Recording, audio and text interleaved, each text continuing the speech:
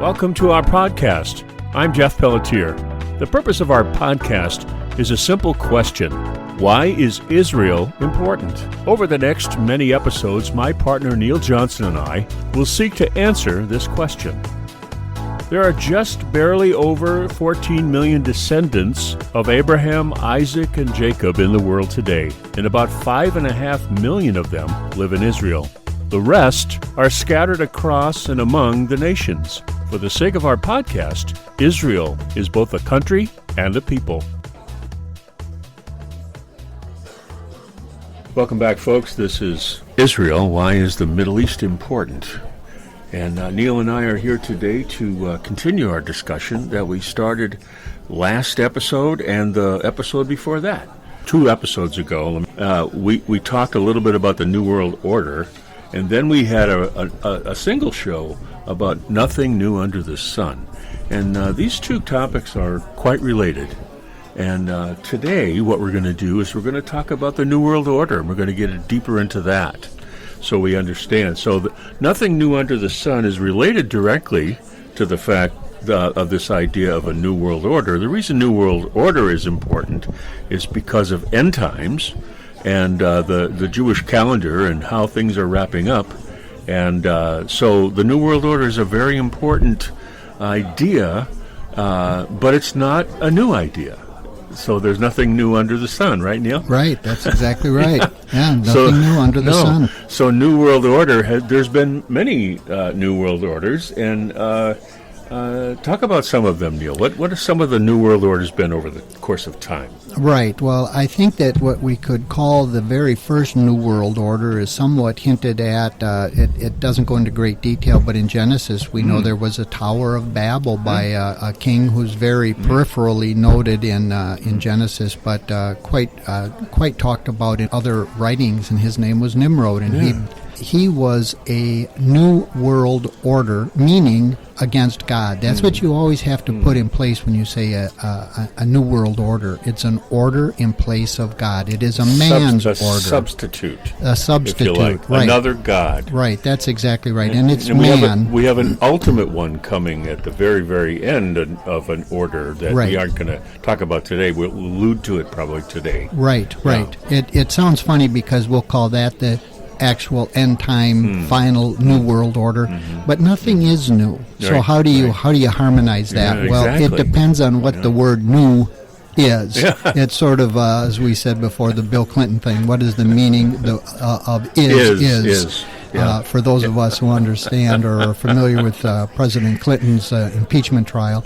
But you asked the question, so I would say it's Babel. You know, Hitler preached and promised a new world order, a Third Reich, a new Ordnung. The European order today is a new world order. How about the Babylonian Empire? Well, the Babylonian Empire absolutely comes into play, if you will, with Daniel's vision. John, many centuries later, had the Revelation that's contained as our last book of the Christian Bible, and he again talks about this end times replacement New World Order from God's New World Order of a recreated and restoration of all things. It's kind of like I'm thinking about in the present day about marketing.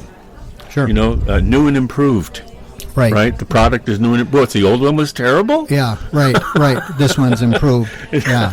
So but it's a way of convincing us. It is that this is a good thing. It is, and you're right that it's not new that sense. Not new at all. So it might be new to us experientially. It might be new in the way it's manifested, but at its core, it's got the same elements that have always plagued mankind since the very beginning. As we read in the beginning of our story, it says in the beginning, and we read our story, and we were in perfection, and we fell, if you will, to use those terms, and everything became corrupted from there, and the whole Bible is a book about how to redeem what was lost.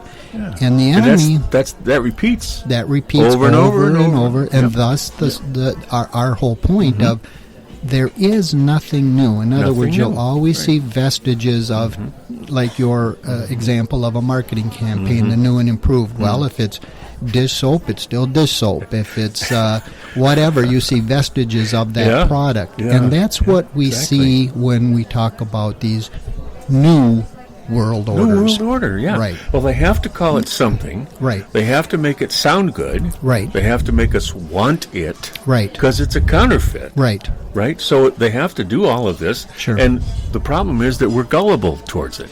Well, we're gullible, and as you and I have pointed out, the thing in our day right now as we sit here, it's always been here. Mm-hmm. There's nothing new under the sun. Nothing new. But it's extremely blatant today. Yeah. So in other words, all the things that have been pointed out in our scripture of these are indicia of what will be at that particular point in time, because we're in the transition phase here. Yeah.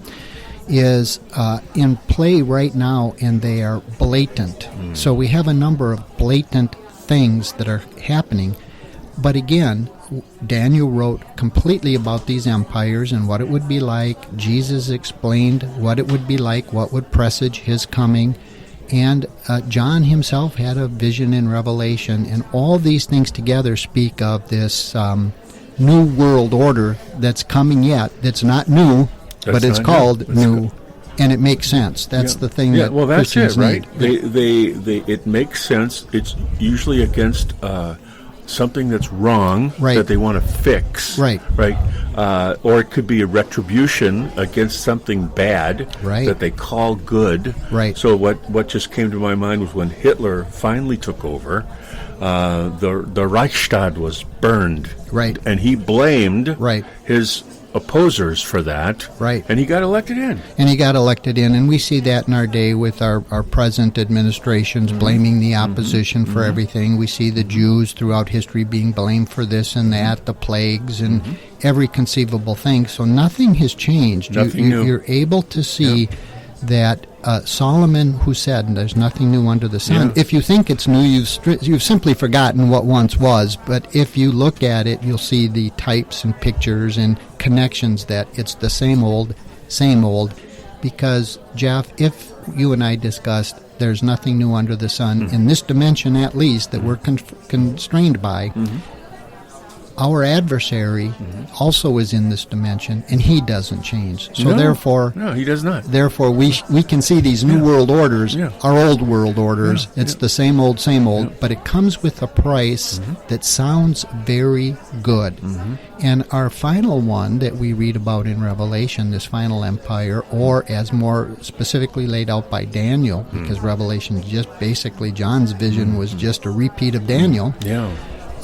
It is all about this empire promising good things, but the end is destruction. It's no different than the serpent who promised Eve all kinds of knowledge, and you'll ascend, and you'll be like God, and you'll know all this stuff. And no and improved. And what was the end? The end was destruction. And that's what we have. But for the unknowing, the people with no God sense. I love when you say that. That's always good. They will embrace it because, again, Satan, our adversary, the demonic realm, whatever you want to call it, comes with great promise. And you can't argue intellectually because, Jeff, the truth is these beings are far more powerful than we are. Far more powerful. So it's an interesting thing. The battle is for the mind. It's for the mind. It's for the mind, right? That's exactly right. And the enemies, the opposer, Satan, that guy, he has to use deception because good is obviously good and it's good for us. So he has to trick us into thinking that what he's saying is good. Well, that's exactly the scripture that says in our time, in this very applicable point in time we live in, that good will be called bad and bad will be called good. And it's not just that you say, oh, I saved the cat from the burning tree. That's bad. No, it's not like that, but it's almost that way where it says anything of God where he wants to do what's right and will do what's right, but we can have one world currency. We can have one world government. We can have one way of looking. And that is what's good. Yes. And it will make total sense. Yes. It will only be rejected by those who have a God sense. Right. And so this we had this terrible pandemic, right? Correct. And we had to do something Correct. about it, right? Yeah. So we had to lock down, and we had to, and then there were countries that didn't lock down, and they were fine. Correct. Sweden didn't lock down; it was okay. Texas didn't lock down; it was okay. So apparently we did some things that we didn't need to do, and the end result of doing those things we didn't need to do was that we were oppressed. Well, and the only Right. ones who are going to buy that and believe that are people with a God sense. But you look at right. But if you look at for example, the high school for 2 years, performance in high school dropped like a rock. Oh, sure. Student performance. They're having trouble getting into college. Right. And they're having trouble in college because they didn't get prepared well because they were locked down watching on Zoom, playing video games while they watched. Well, it took a psychological toll on all humanity. All humanity. And some of us are just unaware of to what degree it took a toll on. But it made us more malleable, didn't it? It surely So now does. we have more difficulty, so we need quote unquote help. Right? We need help. Well, there's more on the way. And there's more on the way. There's much more on right? the way. And it's all a grand scheme, and it's not conspiracy theory, folks. This is paying attention, right? You can see that the vulnerability of people is greater now. Businesses are having trouble. The supply chain isn't working rightly. Things are wrong, and something is going to rush in and try to save it, isn't it? Well, we to have try to save us. Yes, and we have that being proposed right today with the head of WHO, who's That- not a medical The doctor, by the way. World Health Organization. Right, that Yeah. they've already put plans. I thought we were Abbott and Costello for a moment there. on agenda, the WHO, the WHO world. Yeah. And I find it funny, or I find it interesting that Yeah. this fellow that they got to go along with the agenda to whatever degree, and some of these people legitimately think they're doing well. Okay, They do. They do. They're deceived themselves. Right. And but he's got many plans along the lines you said of making it mandatory, where if the WHO, the Yeah. WHO, Yeah. declares something necessary to fight pandemic, Yes. we will do it. Everybody will do it. And you will do it. And this is what And he's asking us to officially comply with that. well, not only asking, but what's happening, and we're seeing more and more, is with all these totalitarian regimes, of which the New World Order, Right, which right. is not new, Right. every single one of these New World Orders, Yeah, yeah. whether it was Rome or Yeah. went back to Charlemagne Yeah, or yeah. goes back to Nimrod, is Right. you got in line and you got your mind right, as it were, As it were. and you didn't rise up against that new, quote unquote, right? Yep. They can't see air quotes when I say new world orders, and that's what we're facing, and that is, again, exactly what Daniel wrote about, this economic power system that would control the globe, and as John, even as symbolically as he wrote it in the book of Revelation, which we can't understand, but you can pull many gems and get many connections out of it, this will tolerate no breach of the idea that this is good and right and God is bad and doesn't care for you. Yep. It's all a huge ruse. So that that WHO example is a really great example. Now we have the other person, and they kind of know each other. The guy in Davos, Oh, yes. Switzerland, Right. Mr. Schwab. Schwab, yeah. And what's his idea? What's his plan?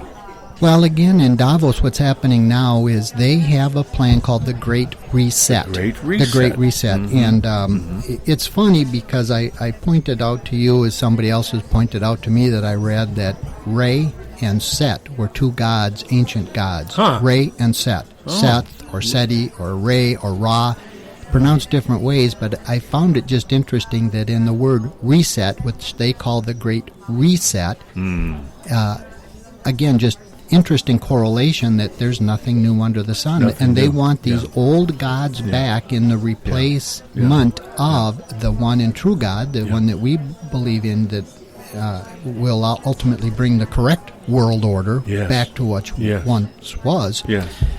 They are looking to create this financial government, this power government, total control, out of Europe, which again is interesting. A single currency. A single currency, Yep. a single government, all Yep. these things that Daniel saw in the end times, and it's become known as the revived Yes, Roman Empire. But but it's all, right, the revived Roman Empire, so nothing new, right? But they'll package it, right? The people that call it the revived Roman Empire are stupid for doing that because they're kind of outing it, They kind of are. But they really do believe that the Roman Empire was 400 years long. It was a huge success financially. Right. It held a lot of power. It made a lot of difference, quote unquote, in the world. Good came out of it, quote unquote, right? But not really. Well, it was because called- everybody was oppressed and under the rule of Rome, and it was for their own good, of course, after all. Well, it was called the Pax Romana, the Yeah. Roman peace. So Yeah. as long as you were a peaceful person, in other words, you didn't oppose Didn't Rome in oppose any it, way, right. you could live in peace. And that's exactly what we have today. If you don't oppose anything for any reason, Yeah. you can live in peace. If you oppose Yeah. the Pax Romana, the Yeah. Roman peace, Yep. well, let's just put it this way. Like all New World Orders Mm-hmm. and the one soon to manifest, you are in trouble. For our audience, by the way, Jeff, Right. we should get ready for that. Yeah, I think so, because if you look at what Rome did to Christians and what Rome did to Jews, right, who espoused a god other than Caesar, right, they were in big trouble. I mean, they were crucified, they were fed to the lions.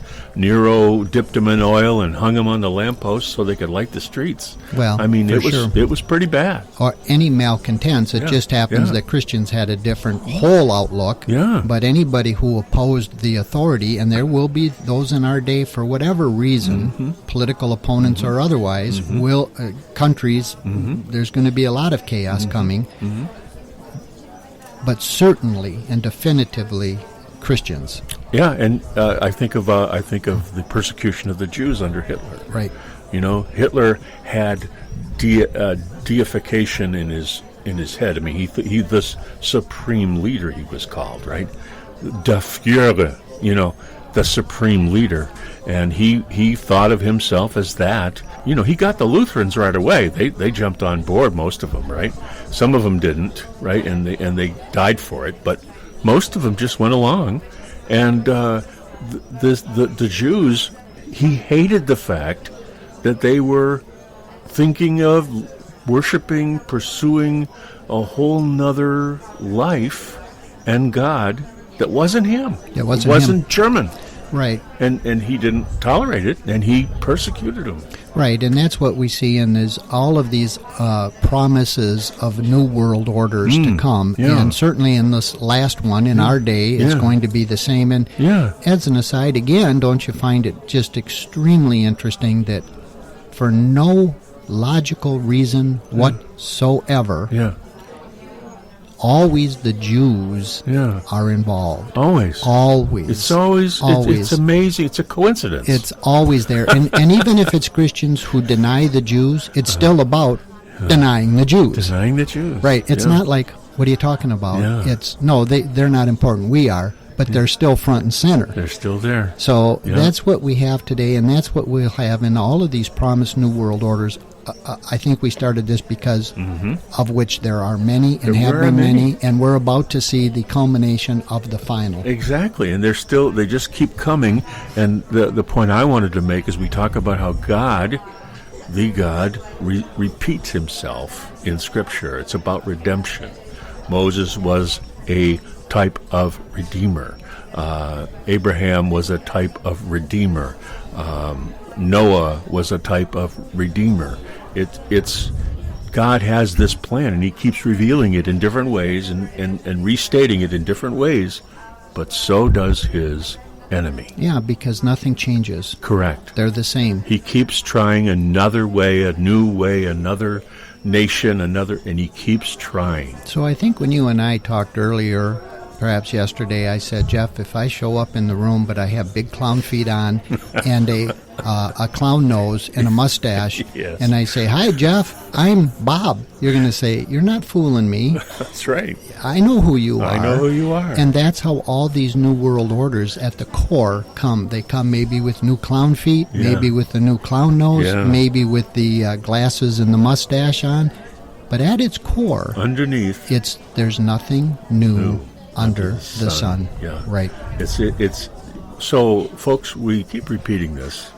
And the reason we keep repeating it is because for some reason people don't get it. And they become deceived and they begin to follow. So I'm just going to share with you something that I do, and I've been doing it for the last couple of years, and it's really helped me a ton when it comes to new things, by the way. You know, anytime somebody says this is better or whatever, my first question is it true? Is it true? And true to me is real. It's not fake, it's not phony, it's not a deception, it's really real. So is it true? The next question I ask is, who decides? I want to know who's making this decision, because if it's a single person or a group of people, I get immediately suspicious. The hair on the back of my neck goes up, and I go, okay, it's not true, and somebody else is making a decision for me.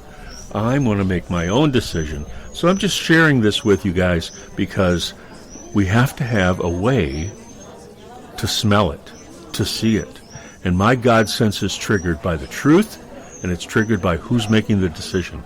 And yours can be triggered by something else. It could be just a gut-wrenching feel. This is not right. You know, that's a God sense as well. But it's really important for us as we talk about this, and we keep saying it.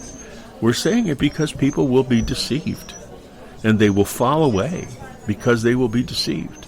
I think that's a very good clarification. They will be deceived. Let's pray to God we're not deceived, Right. because the deception is not necessarily all that obvious. Mm-hmm. It will be to your God sense, but it will be hard to argue the legitimacy of the points. Yeah. I mean, even John in his revelation did say that the world will look at the beast and just wonder who could figure this out. Wow. Who could see What an amazing guy.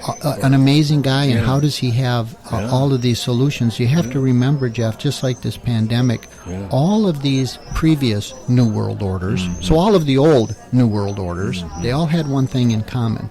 And all of these old gods, like the Great Reset, all of these gods had one thing in common, if you read about them, and that was first create chaos, then out of chaos create order. And we have that on our dollar bill out of New World Orders, right? First create chaos, then create order. And the fact... So that's the, what's the Latin there? You said it to me yesterday. The New World Order, the what is it? Novus Ordo Seclorum, a succession of New World Orders. Successions of New World Orders. Yeah. And so, but why that's important is that it is not going to be just so blatantly obvious only to those who have a God sense, but it will be hard to combat because really so much of these very intelligent beings are, it's trickery, it's mimicry, and it's going to be hard to argue. You just have to be ready, meaning the global us, we have to be ready for what's coming, how does it sound, how does it feel, and where is my ultimate faith really placed? Is it placed in man as a new world order? Because the beast who's coming, who will get his power from the great dragon, who will have a third member of that triumvirate, the false prophet, again, mimicry of the Holy Trinity, this unholy Trinity, seemingly involved with this revived Holy Roman Empire as part of that global scheme, because Rome basically was thought of as the world, controlling the world. And they did control the known world. And they kind of did. So many people have pointed out this revived Holy Roman Empire, Christian and otherwise, have called for it, have said it. And as a matter of fact, what we're saying today is so much of it is just so blatant to those who adhere to the Scriptures, even though the minutia, the details of why you're against it might be lacking. In other words, all we can say is things like, I believe in Jesus, therefore I'm against it. Well, that's going to be hard to defend. Well, I believe in these documents that are 2,000, 3,000 years old that our Jewish compiles the Bible. I believe those documents, and they warn against a thing. Well, that's foolishness to those who are perishing, so it's not an argument. And that's what we're saying, is these old New World Orders are coming, and it's not going to be easily debated. It's going to make sense, except for those of us who have a God sense who will say, I can't argue that doesn't make sense. World government, chaos, order out of chaos, health, whether it's the pandemic, it'll all part and parcel of this. How do I come against that, but not just my God sense tells me it's just not godly at its core? And that's what all of these promised New World Orders, all of the previous New World Orders were about, including the one you mentioned about Hitler, who blamed the Jews, and we see in John's Revelation and Daniel it was all about Israel and rebuilding the temple and the Jews. So it makes no logical sense, except you have to go with your God sense to know. And that God sense is so important, folks. You must have a way of testing it out. The prophecy advice that Paul gives us in the New Testament with regarding prophets, he says, test everything, keep what is good. And these people that will come, they're like prophets. Right. They're preaching a vision, a new, something new, right? They're like prophets. They are prophets. And Paul says, test everything. They are prophets. I mean, even the beast, the second beast, he is called a prophet. He's just called a false prophet because he's prophesying falsely. But he's doing great wonders. He's doing great deeds. It's stunning the world, including ourselves. We'll be stunned that this happened, but we're going to see it. And so you're exactly right in that they are prophets. And they are prophesying, and they are causing miracles, but it's all mimicry. It's all subterfuge. So we have this Holy Trinity, we have this unholy Trinity, we have this statue that comes to life in Revelation. Well, Daniel saw the statue first, and he said the final empire is Rome. And that's where they get this term, revived, even though it's not in Scripture, that Rome will be revived, and it's basically that element, that thing that will be causing all of this global domination and adherence to their doctrine and control of the money, which is, again, back to your point about what's Davos want to do. If you control the money, you control the world. Yeah, that's right. And if you have the funds, you are in charge. So that's why when I make that statement, who's deciding, right? Right. Is it true? Who's deciding? Right. I want to know who's in charge, because I want to be able to sift that person and look into their background and see who they really are before I say yes to them. I want to be accountable.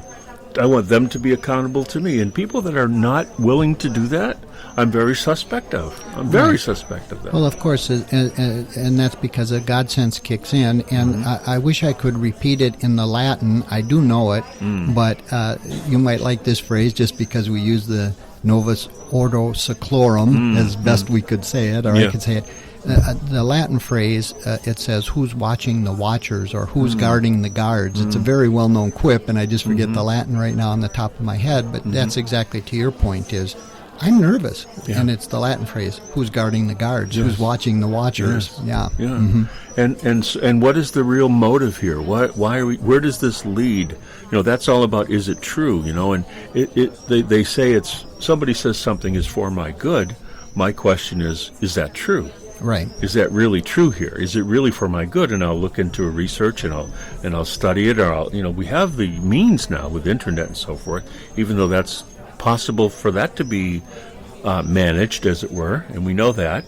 But it's interesting, folks, that we are in this age right now. It's getting worse. It's not getting better. It's not a great conspiracy of humanity, but it is a plan of the enemy. It's the age-old old New World Orders from the very beginning in this dimension, which is, are you going to follow God in God's plan, or are you going to follow the promise of a new, wherever you're at on the timeline, of the new world order, of which there have been plenty of New World Orders promised and have risen to power and are gone, as will be this final one, but it's going to be horrific, Jeff. That's the point we want to make now. It's going to be coming, so bad.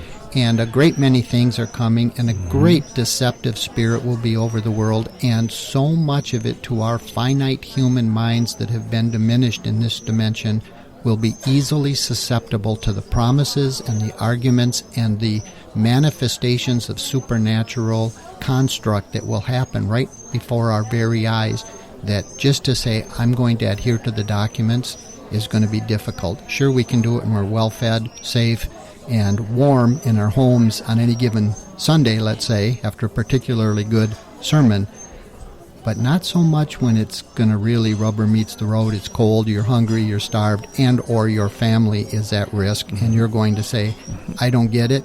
I can't deny that that just happened in front of my eyes, but I'm going to stay true to the documents. That becomes difficult. Wrapped up in all of that, front and center, is the fact that Israel plays the major role. The Jews are the major players, and it's all incumbent on them being there for those of us who aren't Jewish to be grafted in and be ultimately redeemed, as you said, rescued at the end, the Geulah, to the final correct New World Order that God promises, as reflected by Daniel and John in Revelation. So we have the answer, we have the proof. It is in the Word. The answer for me is, what do I believe and why do I believe it? And if I don't know why I believe something, I'm irresponsible. I can't just take Neil's word for it or somebody else's word for it or my pastor's word for it. As much as I love my pastor and want him to succeed, I'm not taking his word for it. I have an accountability before God. I have a responsibility to know the truth and to live the truth. And so, yeah, it's a serious business. And the reason all this is important is because people will just blindly go along. Right, and like we said at the beginning, it's becoming extremely blatant. A number of statements you can read today, a number of manifestations. Perhaps we will or won't go into them now, but so much is before us that it's almost hard to ignore. It almost has to be trained into you some kind of way, either through secularism that you just automatically and knee-jerk reject it, or sectarian denominationalism that teaches a certain way of looking at these documents and the centrality of Israel and so on and so forth. But if you can erase that as best as you can as a human and say, wait, what's right before me and what's my God sense telling me, you know that things are greatly amiss and very many strange things are about to appear on the earth, that once they happen, we will accept them as quote-unquote normal. Because we've been conditioned and taught and prepared to do that. So, folks, we are out of time for this installment, but we are going to continue this discussion. It's not over by any means. I mean, we can talk about so many other things, and Neil's got all kinds of other thoughts about this, as do I. So we'll be back with this. I don't know if it'll be next time or down the road, but we'll have to talk about that, and we'll see where that leads. But thanks very much, folks, and thanks for listening, and we'll talk again very soon. This has been a great discussion for this episode of Israel. Why is the Middle East important? I look forward to how this continues to unfold. As you can tell, Neil and I enjoy talking about the subject, as it helps us to get to the root of the matter about God and why Israel and the Middle East are so important. Thank you for listening to this podcast, and we would love to hear from you. Visit us at our home at Spreaker.com. Israel, why is the Middle East important? That's Spreaker.com. Israel, why is the Middle East important? And you can find us on Facebook using that same title. And you can email us at whyisthemiddleeastimportant@gmail.com. That's whyisthemiddleeastimportant@gmail.com. Love to hear from you. If you like what you hear, please invite your friends to the conversation. One thing Neil and I always say to each other is, I don't know. Because the only way we know is to not know. Once you have it all figured out, you stop learning. And that state of mind is what helps us to learn and grow. We invite you into that journey with us. From Neil Johnson and me, Jeff Pelletier, shalom, and see you next time.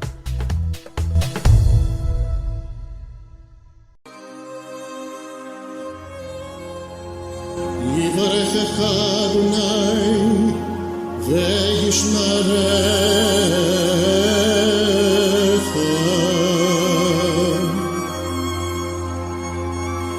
יאיר אדוני פניו אליך ויחונך